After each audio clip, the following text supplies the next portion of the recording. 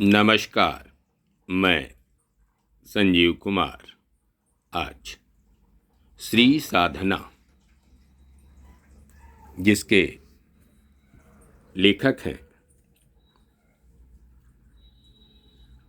महामहोपाध्याय पंडित गोपीनाथ कविराज और अनुवादक हैं श्री विश्वनाथ मुखर्जी।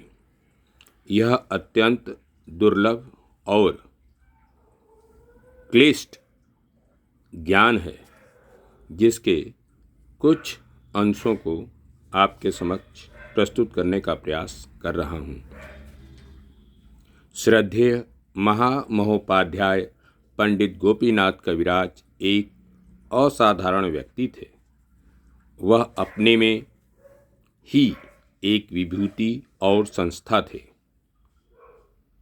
इस पुस्तक में प्रकाशित प्रत्येक लेख एक अमूल्य रत्न है।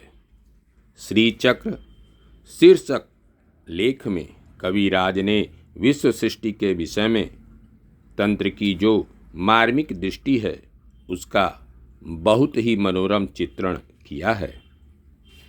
इसका विस्तृत वर्णन तंत्र सद्भाव में मिलता है। तंत्र सद्भाव एक अद्भुत ग्रंथ है। यह अभी तक अप्रकाशित है।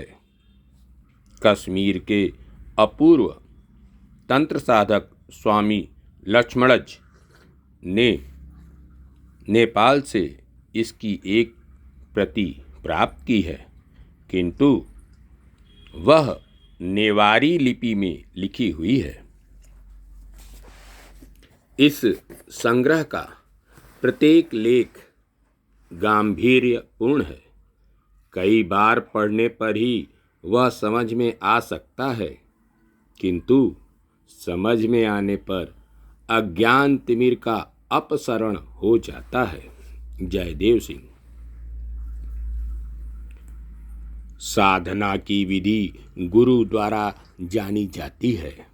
ग्रंथों में किसी भी साधना की विधि बतलाने से अनाचार की ही वृद्धि होती है, क्योंकि साधना की विधि ग्रंथों में पढ़कर साधक ठीक ठीक नहीं जान सकता।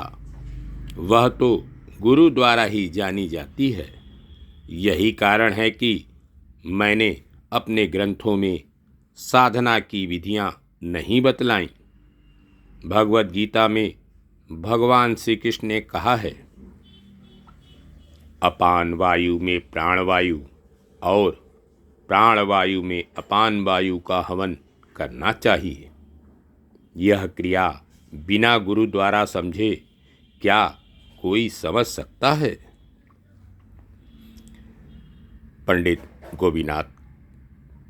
गोपीनाथ कविराज, जिनका आविर्भाव 7 सितंबर 1887 और तिरोभाव 12 जून 1976 को हुआ।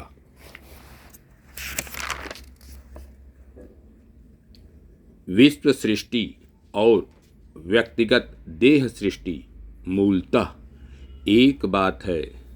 तांत्रिकों का कहना है, जिसे योगी गण श्री चक्र का आविर्भाव कहते हैं, यह उनका ही प्रकार भेद मात्र है, अर्थात चक्र का उदय, जगत की सृष्टि एवं आत्मा का देह आदि से युक्त होकर प्रकट होना एक ही बात है।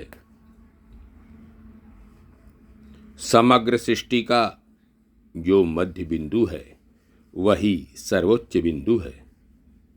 इसी बिंदु से सर्वप्रथम त्रिकोण का आविर्भाव होता है। इस त्रिकोण के रहस्य का महायोगी के अलावा अन्य कोई उद्घाटन नहीं कर सकता। समस्त विश्व का केंद्र महाशक्ति है, जिसकी आत्म प्रकाश भूमि के रूप में इसी त्रिकोण की अभिव्यक्ति है।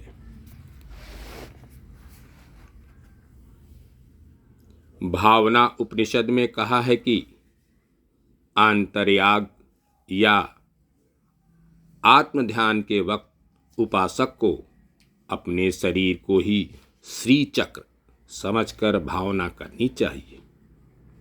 इस भावना की विशिष्टता यह है कि शरीर अथवा विश्व आत्मा से अभिन्न है, इसका ख्याल हमेशा रखना चाहिए। तिथि चक्र अथवा काल चक्र निरंतर आवर्तन कर रहे हैं। श्री चक्र इसके अभ्यंतर में है, बाहर नहीं। यह विश्व पराशक्ति श्री जगन्माता के विश्राम और लीला का नित्य निकेतन है। सृष्टि, स्थिति, संहार विश्व के बहिरंग प्रदेशों में नित्य चल रहे हैं, किंतु विश्व के अंतर्गृह में किसी प्रकार की कलध्वनि नहीं है। वहाँ शांति परिवेश के मध्य माँ परमेश्वर के साथ सामरस्य प्राप्त करती हुई विराजमान है।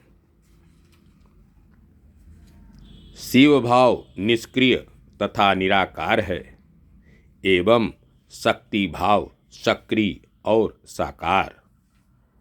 परम स्वरूप में वे एक महाबिंदु के रूप में नित्य विराजमान हैं।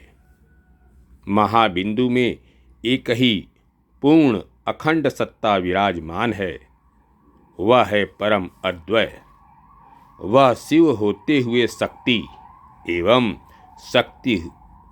एवं शक्ति होते हुए भी शिव है। धन्यवाद, नमस्कार। शेष अगले अंक में।